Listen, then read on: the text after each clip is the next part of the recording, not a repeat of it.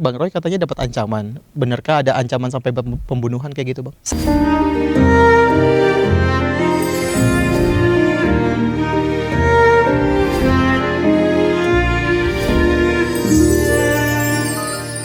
Dia mau interupsi, dia maju. Kemudian dia mau menjadi termohon intervensi. Diketawain sama hakimnya, benar-benar diketawain. Dia bilang, Pak, ini masalah kalau ada termohon intervensi itu adalah di perdata. Ini pidana, Pak. Gitu. Aduh, terus dia keluar sampai malu. Memang tidak dimohonkan. Orang bukan bagian dari termohon, bukan juga termohon, turut termohon kok tiba-tiba maju ke depan. Tadi saya tunggu lagi. Siapa tahu datang lagi. Gitu. Enggak, ternyata dia udah malu. Nggak mau datang, padahal orangnya tadinya katanya mau somasi saya. Malu sendiri. Akhirnya kemarin dia di podcast bilang, saya nggak somasi lah. Gitu. Karena buat apa gitu. Alah buat apa. Malu. Karena sama dengan yang ini. Siapa yang tuh? Katanya mau mengajukan itu, yang ya lah. Lebih lucu dari Sri Mulat lah. Ngajuin apa sih, Bang? Itu yang katanya mau lapor ke Mahkamah Agung. Mau supaya saya ditahan. Mahkamah Agung kok bisa menahan, apalagi gitu loh. Sudah pokoknya, tapi nggak apa-apa lah. Ini hiburan bagi rakyat Indonesia, jadi lebih lucu dari Sri Mulat. Dan memang dia mirip-mirip pemain Sri Mulat kan, gitu. Itu kata Bang Roy ya? Kata saya. Saya akrab dengan dia, jadi nggak apa-apa, santai aja ya, gitu. Tapi kalau ngomongin yang satu ini Ya. nggak lucu, Bang. Apa Kemarin sempat dengar-dengar Bang Roy katanya dapat ancaman. Benarkah ada ancaman sampai pembunuhan kayak gitu, Bang? Sebenarnya kalau ini apa nggak kebalik, ya? Justru sebenarnya yang saya dengar itu adalah katanya Egy katanya. Oke. Egy katanya diancam seseorang yang kemudian orang itu ngaku orangnya Roy Suryo. Ih, jahat banget saya kalau begitu.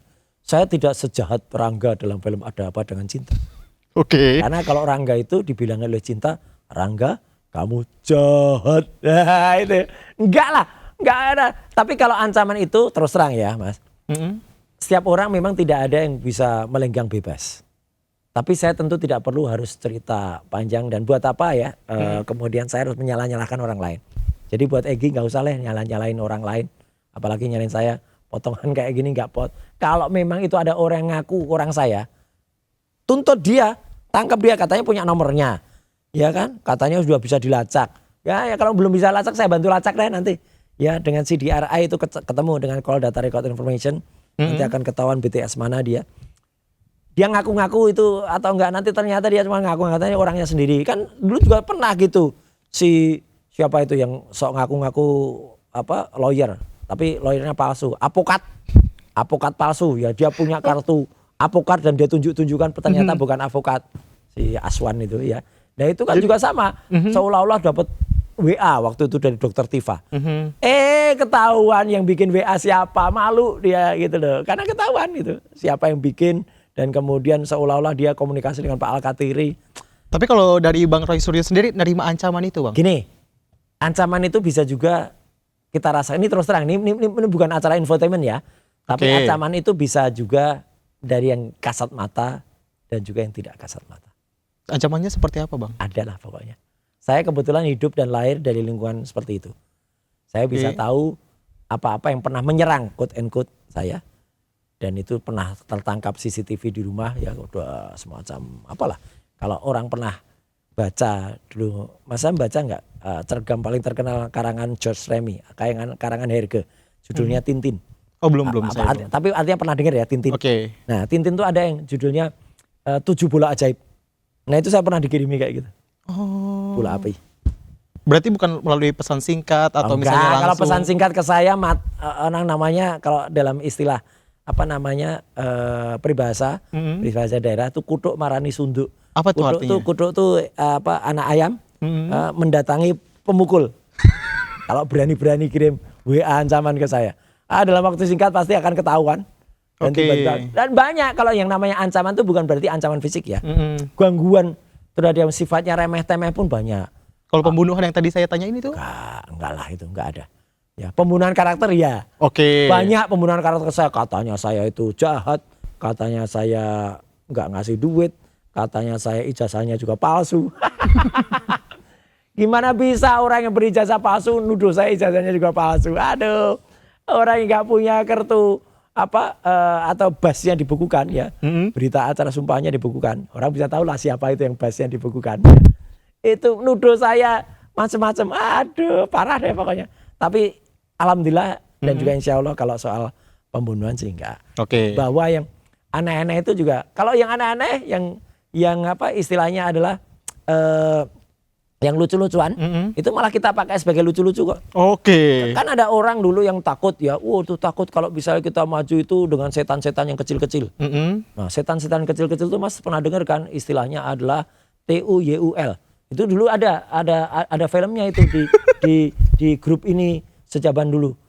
Tuyul dan Mbak Yul. Oke. Ya, nah ini Tuyul itu juga ada kayak gini nih ya. Ada ini. Apa tuh tulisannya? Ini tulisannya adalah tiga tuyul beda nasib ketika SP3. Ini dulu ketika Tiga tuyulnya tuh siapa? Ya siapa lah, pokoknya baca kisah saya ya. Dulu ada yang 2 sudah dapat ya. Kemudian satu lagi nyusul, tapi yang satu nyusul ini harus bikin buku lah, harus nipu lah, harus apalah, harus pokoknya sampai namanya terhina sehina-hinakan. Nah ini dia ngumpet sendiri di belakang nih. Tuyul bergerak dokter palsu. Bang Maka Roy. kita nikmati aja. Saya nikmati aja kayak gini. Jadi kalau misalnya nih, Mas Sam, ada orang bilang, saya melakukan serangan teluh. Oke. Teluh Sunda atau teluh Tomini, nah gitu. Atau saya kirim, ya kita ketawain aja. Ya, alhamdulillah, saya masih percaya di atas langit ada langit, dan di atas langit yang tertinggi itu ada Tuhan yang Maha Kuasa, ada Allah Subhanahu Wa Taala. Oke. Terakhir, Bang Roy. Kalau ngomongin soal dapat ancaman, mau itu bentuknya fisik atau ancaman dalam bentuk apapun, akankah melakukan RJ? Sama sekali tidak. Dari awal ya, alhamdulillah Dr. Tifa juga menyampaikan jawaban yang sama. Dan itu saya appreciate kepada sidang pertama, saya tepuk tangan yang paling keras itu. Ketika saya akan tetap melakukan eksepsi yang mulia, kata Dr. Tifa, dan saya akan lawan. Wah itu bahas persis. Saya akan lawan gitu. Itu kan ada yang gitu kan. Dihina-hina saya akan lawan. Disuruh juga ijazahnya, saya ngumpet. Itu kalau Dr. Tifa enggak akan lawan. Makanya tawaran RJ itu udah berkali-kali. Ya dari segala sisi, mau dikasih sesuatu, mau yang diancam, ketika di kepolisian, ketika di kejaksaan, bahkan di pengadilan kemarin Dr. Tifa juga lihat. Insya Allah saya tidak akan mau melakukan RJ, kecuali yang bersangkutan justru RJ kepada seluruh rakyat Indonesia. Mohon maaflah kepada seluruh rakyat Indonesia. Itu yang bersangkutan itu siapa? Yang lapor lah. Oh yang lapor. Yang lapor. Makanya kalau lapor itu jangan bentar-bentar lapor, ya. Kok lapor kok cuma sebentar. Gitu. Jadi jangan bentar-bentar lapor. Bang Roy Suryo, terima kasih sama-sama, sudah hadir di Deep Talk. Ya, itu tadi perbincangan kita Sobat Ayus dari Deep Talk with Syam Hakung kali ini. Terima kasih udah nonton. See you di next episode.